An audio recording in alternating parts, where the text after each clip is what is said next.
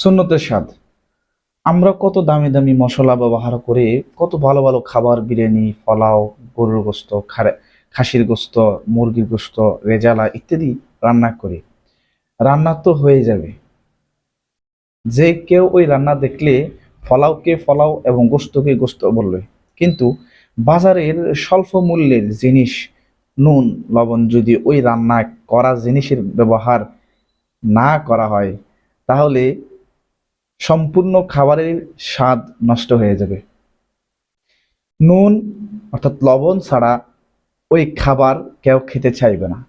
ঠিক তেমনি আমলের মধ্যে সুন্নতের অবস্থাও নুনের অর্থাৎ লবণের মতো।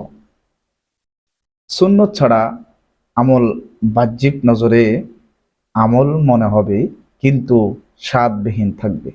এজন্য